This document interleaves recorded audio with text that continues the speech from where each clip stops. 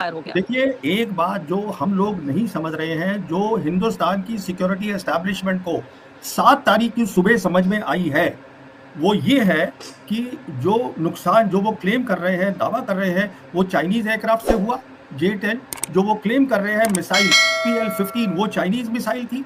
कहने का मतलब ये है, यहाँ अचानक एक जागृति हुई, जो कि इनको पता होना चाहिए था, ये हमारी इतनी सिक्योरिटी एस्टैब्लिशमेंट है, हम इतना पैसा खर्चते हैं, इनको पता होना चाहिए कि आप पाकिस्तान से नहीं लड़ रहे हैं, आप पाकिस्तान के साथ चीन भी शामिल है। वो दूसरी बात है, चीन जो है वो जंग में हिस्सा नहीं ले रहा है, पर अपनी पूरी काबिलियत पाकिस्तान को दे रहा है। ये असेसमेंट हमारी गलत थी। देखिए, 2 बातें बोलता हूँ, एक तो मोदी सरकार को राहुल गांधी को सीरियसली लेना चाहिए। वो उन्होंने ठीक कहा था पार्लियामेंट के अंदर कि आपने इतना बड़ा नुकसान किया है, आपने इन देशों को जोड़ दिया है, उनके देशों को जोड़ दिया है, उनकी सिक्योरिटी एस्टैब्लिशमेंट को जोड़ दिया है, मिलिट्री को जोड़ दिया है। अब दूसरी बात सुनिएगा आप, जो ये जंग हुई, इसमें क्या-क्या चीज़ें इस्तेमाल हुई? मिसाइल इस्तेमाल हुई चाइनीज़, मैं पाकिस्तान की बात कर रहा हूँ।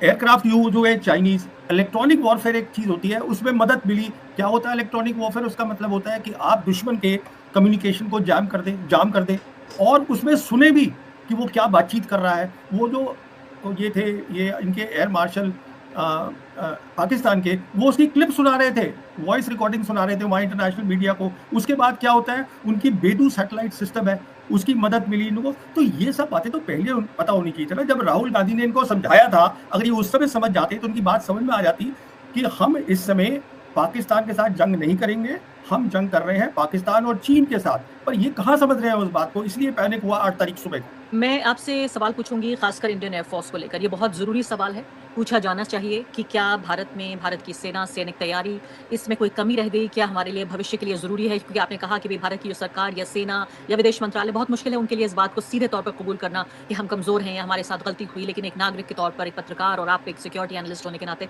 हमारा ये फ़र्ज़ भी बनता है कि हम सरकारों को बताएं कि यहाँ पर कमी हो रही है, ताकि दोबारा इस तरह से मुँह की हमें ना खानी पड़े। उससे पहले एक सवाल पूछ लेती हूँ कि यहाँ जो इंटरनेशनल मीडिया में सवाल बन रहा है वो ये कि जो ट्रंप एडमिनिस्ट्रेशन है उसको बहुत ही कोई अलार्मिंग इंटेलिजेंस, इस शब्द का उन्होंने इस्तेमाल किया है, यानी बहुत ही कोई ऐसी चेतावनी भरी कोई खुफिया खबर आई जिसके लिए बहुत ज़रूरी हो गया कि उन्होंने दोनों देशों को कहा कि आप युद्धबंदी कीजिए। क्या आप तो कह रहे हैं कि न्यूक्लियर पावर से डरने की ज़रूरत नहीं है, लेकिन क्या ये अलार्मिंग फिर क्या इंटेलिजेंस रही होगी जिससे दोनों देशों को देखिए, उन्होंने फोर्स मुझे किया? पता नहीं क्या आई है, मैं आपको सिर्फ इतना बता सकता हूँ, मैं आज सुबह भी एक देख रहा था इंटरव्यू, मेजर जनरल है यूएस मिलिट्री के।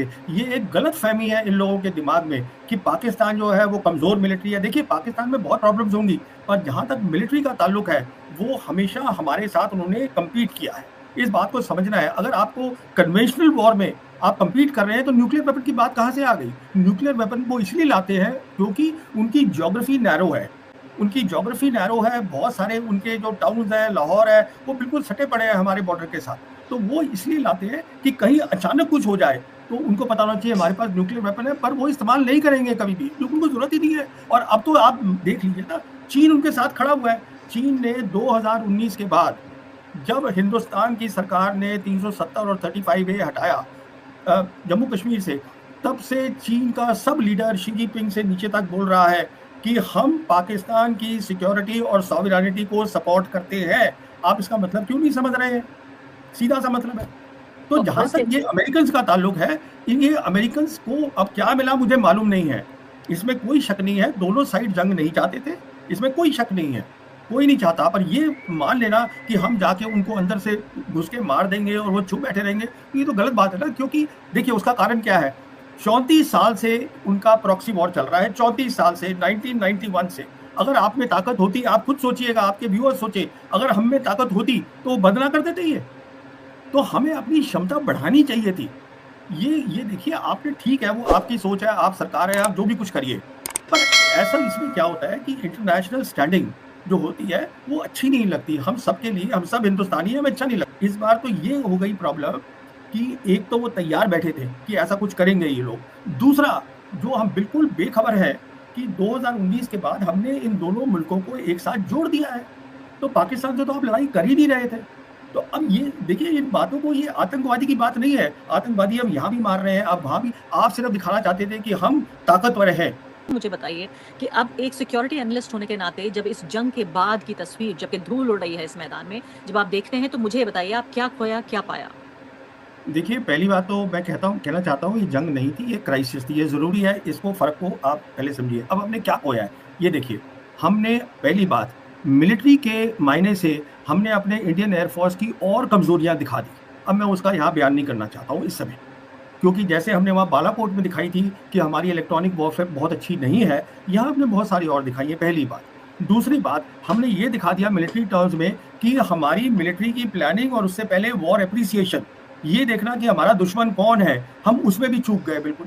इसका मतलब हमारी जो पूरी सिक्योरिटी एस्टैब्लिशमेंट है, उसमें चूक गई। तीसरी बात, अभी इंटरनेशनल कम्युनिटी ने देखा कि साहब वो कह रहे हैं 5 प्लेन उन्होंने गिरा दिए, ये कुछ बोल ही नहीं रहे हैं। अब आप मुझे बताइए, क्या अमेरिका नहीं सोचेगा? पहली तीसरी बात कि मैं अगर इसको बना रहा हूँ, अमेरिका बना रहा है इंडिया को as a military bulwark against China, तो वो सोचेंगे कि क्या इनको बनाना चाहिए? एक बात। नेक्स्ट बात, अगली बात सुनिए, वो जो डोनाल्ड ट्रंप है, वो अब ये बोल रहे हैं कि मैं दोनों मुल्कों के साथ ट्रेड करूँगा बराबर का, पाकिस्तान, हिंदुस्तान के साथ, और मैं कश्मीर मसले में दोनों की मदद करना चाहता हूँ, क्योंकि उनको पाकिस्तानियों ने बोला है कि साहब ये मसला कश्मीर का है। अब हम तो ये अभी तक ये कह रहे थे ना, जब से मोदी सरकार आई है और 2019 से, कि हमारा अटूट अंग है और हमें पीओके लेना है, तो साहब लीजिए ना पीओके, उसके लिए पहले ताकत बनाइए। तो मिलिट्री टर्म्स में आपका लॉस हुआ, प्रेस्टीज का लॉस हुआ, और सबसे बड़ी बात, एक धक्का लगा है हिंदुस्तानियों को कि जो एक इमेज बनाई थी कि स्ट्रॉन्ग लीडर की, मेरे ख्याल पे अब लोग बोलेंगे नहीं डर के मारे, पर वो इमेज कहाँ रह गई है। और जहाँ तक आपने बात करी टेलीविजन चैनल,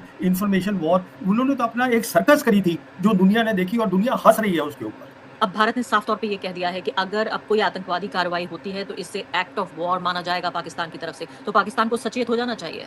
देखिए, ये मेरे हिसाब से एक और गलती हो गई। वो कैसे गलती हो गई कि अभी इस ऑपरेशन सिंदूर में हमने क्या देखा? हमने देखा कि दोनों साइड ने क्राइसिस सिचुएशन में ड्रोन्स का खुल के इस्तेमाल किया, मिसाइल का खुल के इस्तेमाल किया। अभी लड़ाई शुरू नहीं हुई है, दोनों साइड ने किया खुलकर। तो अब ये न्यू नॉर्मल बन गया। अभी उसके बाद अगर आप ये बोल रहे हैं कि अब देखिए, मान लीजिए, ना हो खुदा खास्ता, पर मान लीजिए कल एक और हमला हो जाता है जम्मू कश्मीर में, तब ये होगा हमारी सरकार को अब लड़ाई करनी है। फिर आप क्या अभी लड़ाई के लिए तैयार हैं? आपने ऑलरेडी एयरफोर्स की कमजोरी दिखा दी है ऑपरेशन सिंदूर में, हमारी क्या क्या कमजोरी है। आपका एप्रिसिएशन ये गलत हो गया कि साहब ये पाकिस्तान नहीं है, पाकिस्तान के साथ चीन है, उसके ऊपर से आपने ये कर दिया। मतलब आपने लड़ाई का जो थ्रेशोल्ड होता है उसको नीचे कर दिया, और जो खतरा है वो बढ़ गया है।